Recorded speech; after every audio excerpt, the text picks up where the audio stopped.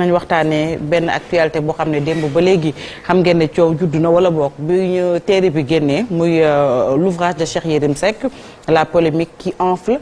mu mel ni werante bi bëri na coow li bëri na Charles bonjour. Bonjour Fatou. yaa ngi nuyu ñu ngi seetaan aussi. Très bien téléspectateurs yi également ñu ngi lay fay Marcel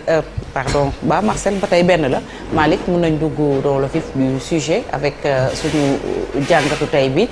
muy aju si téere bi nga xam ne Cheikh Yérim bind na ko coow li quand même bëri na torop. waaw coow li bëri na Macky Sall face à l'histoire Charles Faye naka nga ko jàngatee. Bon, Macky Sall face à l'histoire, Cheikh Yérim face à son destin. Donc mu ne jàngat mooy que livre bi déjà publicité moom am na ko mooy maanaam ñëpp ñu ngi siy wax lu bëri ba pare mu am loo xamante ni xëy na jotuloo ko nii si kayit nga war ko jot si digital loolu yëpp doon loo demagul fenn. am na coow mënuloon am publicité bu raw loolu. déjà kooku mooy premier constat bu ñu mën a kii beneen affaire bi boo xamante mën nga ko jàngat aussi. mooy coow bu mu indi si gannaaw coow bi mooy par rapport à Sonko par rapport ak ñeneen. ñëpp ñu soit si communiqué wala dañuy yóbbu affaire bi si tribunal. mooy que aussi livre bu nga xamante ne pour man dama ko jàpp comme genre cyclone wala tornade. cyclone sax parce que c'est un cyclone. dafay indi lu bëri xool l'avenir nag nit ñi comment dinañ positionner est-ce que si tribunaux yi lañ jëm est-ce que si ay communiqué la ñuy def communiqué de presse est-ce que si ay conférence de presse mais quoi qu'il en soit faw que ñu taxaw si livre bi moo am beneen jàngat mooy que lu wër te wër mooy que Cheikh Yérim Seck am na ñoo xamante ne ak fii ba àdduna di kii moom je pense que dinañ ko mere bu bëri parce que il s'est fait des ennemis il s'est fait beaucoup des ennemis am na beneen jàngat aussi mooy que parution livre bi mu ngi paraître quand même janvier 2023 année charnière nekk année préélectorale année boo xamante ne de janvier février ñu war a dem ci procès te ci biir livre bi mu am ku ñuy wax muy Ousmane Sonko. Donc quand même am na ay coïncidences yoo xamante ne aussi qu'il faut retenir que ci biir parution livre bi en janvier 2023 il y a un procès de Ousmane Sonko Adji Sarr te ci biir livre bi ñu ngi wax ci Ousmane Sonko ci yeneen encore donc il y a quand même beaucoup de choses beneen affaire bu ma jàngat mooy que Cheikh Yérim Seck quand même dafa jëloon benn décision mooy que dootul waxati se retirer foofu laa bëggoon ñëw sax voilà. Alors est-ce qu'on s'attendait à ce qu'il sorte cet ouvrage parce que daf ne woon il se retire mais là il est revenu au devant de la scène. Il est revenu au devant de la scène mais maanaam nit lu lay def ce qui fait Cheikh Yérim Seck mooy lu mu doon def son métier c'est ce qu'il a fait et pendant longtemps donc bu retiré ba ñëwaat lii ba xam que lii mun na ko yóbbu fu sori parce que il y a quand même man si lu ma lire parce que jotuma lire livre bi malheureusement ba mu jeex takk mais si lu ma lire am na ñu bëri ñoo xamante ne faw nu leeral kii bi faw nu leeral ko bu dul ay communiqué ak lu ma wax du waxu conférence de presse waxu procès la parce que nag bu ñu demee ba taxal sa der procès moom mun nga dem ba foofu te Yérim Seck bu fekkente ne lu mu wax dëgg la fokk sénégalais yi maanaam soit édifié et ça c'est très important si wàllu justice ak leneen ba dee tam du dëgg loolu beneen affaire la mais mu ngi koy def si année boo xam ne ñu bëri seen tour justement ñu ngi lim ñu indiaat mbir ñu mel na Karim Wade bu ñuy wax seen ñu mel noonu yëpp et ça comme c'est fait dafa mel na Cheikh Yérim s'est retiré pour gën a ñëwaat mais am na xëy na tam leneen loo xamante ne après ce livre là parution livre bi ak coow li moom lan la siy gagné avant sax loolu Charles lan la ciy gagné yaa ngi koy wax il a reculé peut-être pour mieux sauter mun nañ ko jàngatee noonu mais tey Sonko dafa muur leneen li alors que y a d'autres autorités politiques qui ont été citées dans son livre am na ñeneen ñoo xam ne tudd na leen ci livre bi ñooñu aussi seen coow mi ngi ñëw mais là comme Sonko moo muur yeneen ni comme si il n'a parlé que de Sonko alors qu'il a parlé waaw loolu nag dans loolu c'est en général kooku c'est dans la presse kooku si biir presse gi am na livre yu bëri ñun lu ñuy def au lieu dañuy jël benn point ci livre bi rek ñu wax ko def ko information alors que livre bi quand même c'est 244 pages am na yeneen ak yeneen yoo xamante ne man si lu ma lire lu ma jot a lire mais c'est il y a beaucoup de choses à dire te lii lu ma gis rek donc en général presse bi day jël loo xamante ne moom lay gën a kii ñëpp sensationnel bi ñëpp a taxaw si loolu alors que am na ay affaires yoo xamante ne war nañu si taxaw mais kooku bon on sait comment nous sommes c'est dañuy jaay le plus sensationnel loo xamante ne xëy na nit ñi xam nañ ko ba pare mais ñun noonu lañ mel. mais c'est un livre qui pour man est une cyclone la maanaam genre tornade boo xamante ne dafa arrivé si benn moment particulier mooy ci marche société bi. par rapport à élection bi di ñëw par rapport à ay candidats yoo xamante ne ñoom ñëpp dañu war a bokk ci présidentielle bi bu fekkante ne dañuy bokk mu am loo xam ne noonu lañ koy jiin di ko kii donc day jaxase en fait dafa jaxase livre Yérim li dafa jaxase at carte yi indi coow sénégalais yi war ci jàng même bu fekkente ne sénégalais yi ñu bëri duñu lire mais coow bi daa mel na que ñëpp dinañ ci xam dara donc loolu dina am impact après ci nit ñi te moom ci gannaaw aussi bon qu'est-ce qui lui gagne face à son destin parce que pour man c'est risqué def na liggéeyu journaliste dëgg la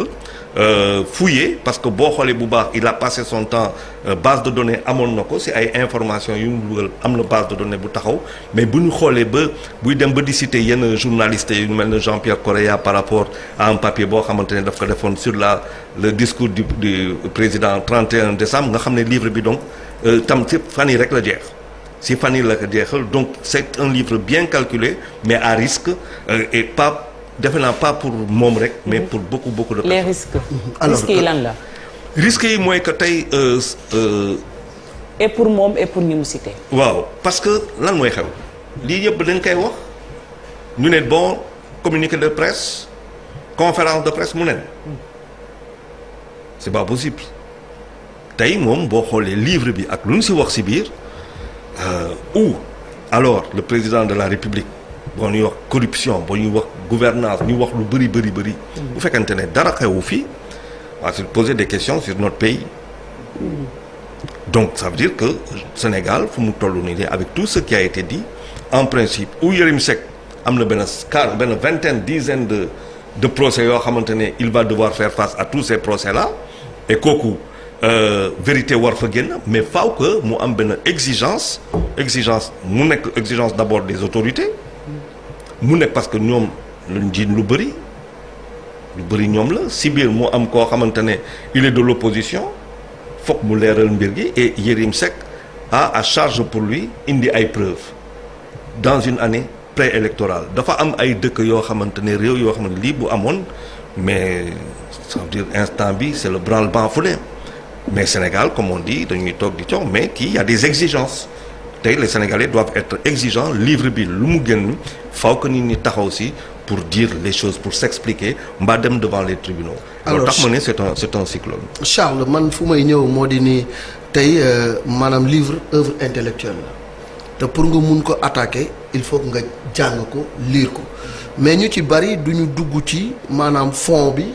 ñenn ñi sax duñu lire livre bi ay bribes d'information la ñuy am ci livre bi commencer di réagir Cheikh Yérim ñu bari actuellement au lieu ñu wax ci mbind mi am débat d'idées attaqué ko ci li mu bind dañu koy attaqué ci vie privée ak lu nga xam ni dund na ko dans un passé récent est-ce que tey loolu moom moo war a nekk taxawaayu nit ñi wala boog œuvre intellectuelle bi mu indi dañ ci war a indi ay tontu intellectuel au lieu que ñuy dugg ci li nga xam ne mooy di ko saaga di ko xas ak di dellu soit ci lu nga xam ne dund na ko ci ñaawteef. waaw merci Malick c'est vrai que boo xoolee œuvre intellectuelle Yérim œuvre intellectuelle bon kooku mooy peut-être grammairien yi ak su demee noonu professeur lettre bi peut-être ñooñu du point de vue intellectuel dans la construction de son livre am na lu ñuy wax mais sa question pour mu gën a am solo mooy que il s'agit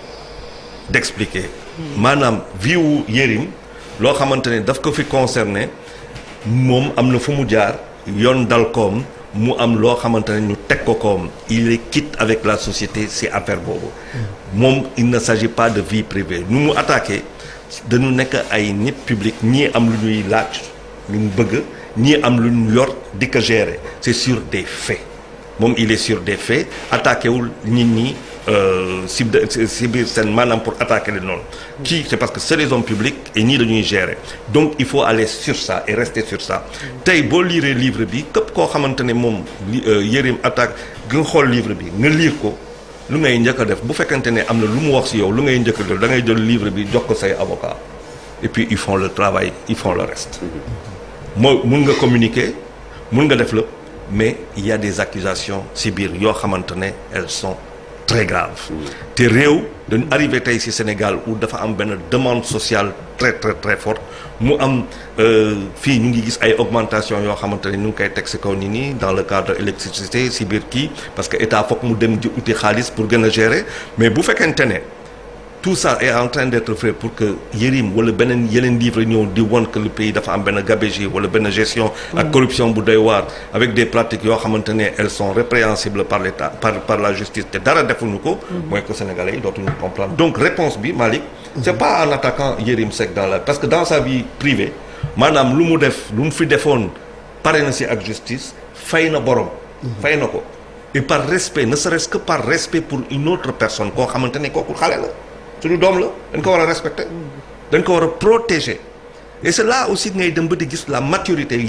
suñu yenn homme leader politique yi dañ ko war a protéger parce que y a Yérim mais y a quelqu'un d'autre qui a été victime. Elle a été victime il faut protéger c'est une pupille de la République suñu doom la donc boo toogee fii di wax Yérim moom lan ngay bon ma dira xeex la mais bon aussi foofu la ñuy analyser sama tout cas est-ce que yow ça aussi Charles est-ce que dina yomb ñu bañ a évoquer quand même la vie de Cheikh Yérim c'est vrai que ki mu taseeloon ba yoon dal ci kawam elle essaie de refaire sa vie et ñu ngi koy ñaanal mu eggale ci yoon boobu mais au vu des choses est-ce que dina yomb quand même ñu bàyyi ko parce que c'est une guerre totale instant yi ni kenn mayul sa morom dara. waaw mais justement dafa am guerre totale aura des pâquerettes ñoo xamante ne amuñu culture duñu ay leader politique mu am beneen guerre boo xamante ne kuy laaj réew wala koo xamante ne mu ngi yor réew il est au truc des idées bokkut c'est-à-dire faw que maintenant nag quand même que les grands messieurs parce que Sénégal day souffrir tey de leader on souffre de posture xaw ma lu ñu koy waxee ci wolof mooy xaw ma taxawaay ba on souffre d'attitude on souffre de stature et ça mënatul continuer faw que nit ñi nekk ay yenn niveau yi mun na am mu bind livre enquête am na bind livre c'est une production intellectuelle du dëgg mu dem ci ay faits c'est un journaliste qui a dajale ay fem ba bind livre am il y a une contradiction boo xamante ne mën nañ ko indi mais une contradiction boo koy indi par rapport à des accusations aussi graves yoo xamante ne daf ko formuler ci livre yi du ay communiqué dafa yomb parce que il s'agit quand même de l'argent du contribuable oui peut-être que c'est œil pour œil dent pour dent ndegem peut-être ba léegi Cheikh Yérim amagul preuve ci li muy wax ba léegi amagul preuve loo ci xam ba léegi en tout cas il l'a pas encore rendu public il s'est juste contenté d'une citation xëy na loolu waral bon c'est encore beaucoup plus grave chacun il va de c'est encore plus grave loolu tax ma ne et il a même posté et Sonko def na lu mu war a def dafa am lu ñu bind ci moom citation da nga ko war a prouver est-ce que Yérim am na preuve wala amul preuve loolu tribunal lañ koy xam loolu tribunal lañ koy xam est-ce que il s'est trompé de personne est-ce qu'il s'est trompé d'époque est-ce que lu muy wax parce que am na ñoo xamante ne dañu am lu ñuy wax par rapport à benn xew boo xamante ne ci jamonoy Abdoulaye Wade la te Abdoulaye Wade bañoon ñu teg loolu ci kaw table bi bu ñuy dem 2012 présidentielle parce que nee na moom loolu du ci dugg mais livre bi boo xoolee à la fin à qui ça profite parce que loolu tam beneen analyse qui est le grand gagnant de ce livre kan mooy profiter ci livre bi loolu mooy question bi parce que aussi génne un livre comme ça attaqué ci par exemple ku mel ni Ousmane Sonko wax ci moom ci mbiru mërsëk lu ni mel ci période bu nga xamante ni période bu cruciale la pour la vie politique de Ousmane Sonko loolu aussi il y a trop de risques par rapport à ça parce que Sonko du n'importe qui bu nga xam ne da ngay wax ci moom yenn wax yi ba pare mu lay bàyyi noonu mu sedd parce que son avenir politique est en jeu. waaw et à un mois de son procès quasiment procès boo xamante ne ñu ngi koy taxawal ci ñaari chef d'accusation muy lu mu tudd viol et menace de mort encore ñaar yooyu il va falloir prouver ça avérer ça pour que ñu mun ko condamner parce que si c'est pas le cas da nga koy tout simplement noonu la lay nekk mais bu nekkee loolu à quel prix parce que loolu tam beneen liggéey la donc je dis que la coïncidence sortie livre bi en janvier par rapport au procès qui arrive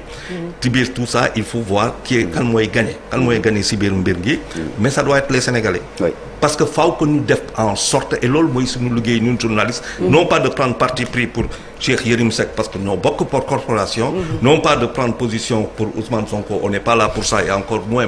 on n'est pas là pour ça mais c'est de prendre parti pour lu mu tudd pour le Sénégal jël parti pour le Sénégal mooy jël parti pour sénégalais yi c'est que livre bi man si lu ma lire si lu ma jot a lire faaw que nit ñi faaw ko mbir bi dem jusqu'au bout il y a des accusations qui sont graves bu fekkente ne Cheikh Yérim Seck lu mu wax am na c'est devant les tribunaux bu fekkente ne lu mu wax tam amul c'est devant les tribunaux. Devant les tribunaux. La question revient à qui profite ce livre. Mais exactement à qui profite ce livre. Citation en parlant de tribunaux citation directe donc lui a été envoyée moom Cheikh Yérim Seck selon Ousmane Sonko à ses avocats mais pas qu'à Cheikh Yérim Seck également à la maison d'édition Harmattan. Lan mooy responsabilité benn maison d'édition dans une publication d'un livre. D'autant que c'est une production intellectuelle. Tout à fait. Waaw mais. Est-ce qu'on peut vraiment en vouloir à la maison d'édition? L'éditeur moom tam derrière il a ce qu'on appelle un pool d'avocats. day jël risque publier benn livre il y a lu mu tudd il y a l'auteur c'est vrai mais moom moo diffuser information. Est-ce que par exemple bu gisee benn accusation bu mel noonu sur Sonko écrit noir sur blanc par Cheikh Yérim Seck ñoom mënuñu woon interpeller peut-être l'auteur ne ko de revoir peut-être sa copie ou bien d'apporter les preuves avant de publier un tel. Mais tout ça c'est des discussions yoo xamante ne day am encore que moi sur les éditions au Sénégal je considère qu'il y a beaucoup plus d'imprimeurs que d'éditeurs. Parce que en principe quand on est un éditeur on a un livre comme ça mooy que Yérim Seck moom on lui a donné loo xamante ne mën na dem këram toog 15 ans. nga jël livre bi publier ko à 100 000 exemplaires jaay ko 10 000 francs c'est 1 milliard de francs CFA 1 milliard de francs CFA nga jox Yérim Seck 500 millions bu dem këram mu toog foofu ba pare yow nga toog si 1 milliard boo ko joxee loolu nga tourné xool say avocat nga ne bon livre bi di génn on va avoir des procès c'est comme ça que ça se passe on va avoir des procès mais léegi nag le risque li lii jar na nit ñi xam ko parce que si biir nous avons si loo xamante ne parce que du jël livre bi rek nga woon ko ni journaliste lañu amel affaire ci lu ñu gis ni am na loo xamante ne bu ñu demee tam procès ñaar moo am benn mooy la notoriété day gën a ngan parce que aussi Harmattan si biir loolu gagne en notoriété mais beneen affaire bi mooy que si des faits s'avèrent te Harmattan la ñuy fay voilà merci beaucoup Charles ci jàngat bi il est 8h39 ñu dem léegi dalal suñu invité